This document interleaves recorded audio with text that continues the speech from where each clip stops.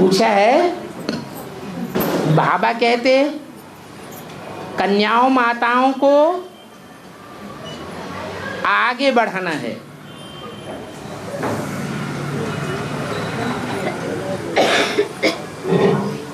परंतु ये भी तो कहते हैं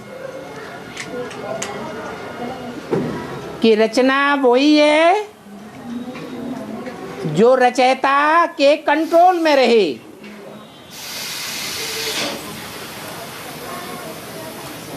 अब कन्याओं माताओं को आगे बढ़ाना है तो उन कन्याओं माताओं के रचयिता कौन है?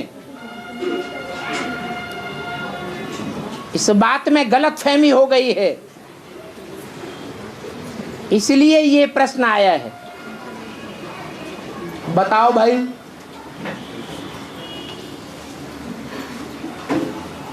कन्याओं का, माताओं का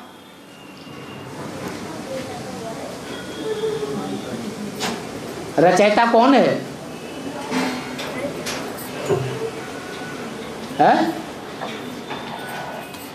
अरे उनके रचयिता अलग अलग हैं या एक है? हैं? कौन है? अरे बोलते काहे नहीं? एक रचयिता है, एक ही धर्म है, एक ही कुल है, एक ही परिवार है।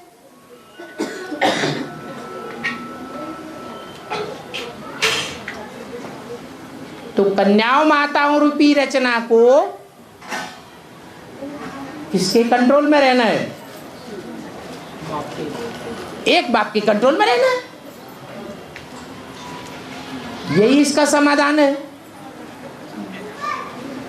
कोई समस्या आती है, कोई परिस्थिति आती है, तो एक बाप से समाधान लेना है। जैसे बतावे वैसे चलना है।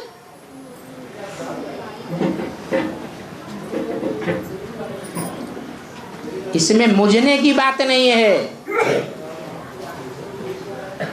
अगर कोई को मुझाना आती है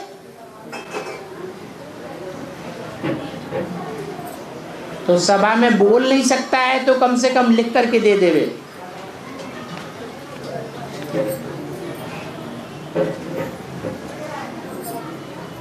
नहीं तो रुद्रमाला का मणका अपन को समझता है तो धड़ाक से बोले। बा लिखने वाले का मतलब है, जो लिखने वाले का मतलब है, हाँ, क्योंकि रचयिता वो रचना को गायन की जो पति जब शादी करके लाता है, हाँ, पत्नी रचना वो तुमको ज्ञान में लाया। नहीं, लिखने वाले का मतलब है। लिखने वाले का मतलब है, अरे लिखने वाला ये नहीं जानता है इस ब्राह्मण परिवार में हमारा रचयिता कौन है। हमने नया जन्म लिया है या पुराना जन्म ही चल रहा है? हैं? नहीं समझता लिखने वाला। जब नहीं समझता है तो यहाँ काहे के लिए? जहाँ का वो रचना है उनको लिख करके देवे। और वहाँ की तो ये परंपरा ही नहीं है कि कन्याओं माताओं को आगे बढ़ाना। ये परंपरा इस ब्राह्मण परिवार की है या पूर्व जन्म की है? लौकिक जन्म की है। तो लौकिक जन्म की बात, पूर्व जन्म की बात, पूर्व जन्म की परंपरा का समाधान यहाँ ब्राह्मण जन्म में क्यों पूछना? हम पुरुषोत्तम संगम युगी हैं या अंतिम 84वें जन्म में हैं? पहले ये पक्का करना है। हमने पुरुषोत्तम संगम युग में जन्म ले लिया है। अभी हम 4 युगों को पार कर चुके। हम ब्राह्मण हैं और ब्रह्मा के बच्चे हैं। जो ब्रह्मा बाप की परंपराएं हैं आप दोनों पर चलने वाले हैं। धरत परिय पर धर्म न छोड़िए। बुद्धि बार बार पीछे की तरफ भटक जाती है। देह के संबंधी वही रचयिता बन जाते हैं। अरे हमारा रचयिता अब कौन है? अगर देह का संबंधी कोई हमारा रचयिता है तो हम आत्मा है या देह अभिमानी है? देह अभिमानी है।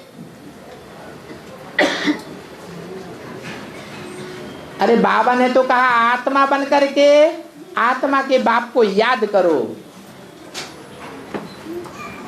तो बात भी जब करें तो आत्मा बन करके बात करना है या देह अभिमान में रह करके बात करना है? आत्मा बन करके ही बात करनी करे।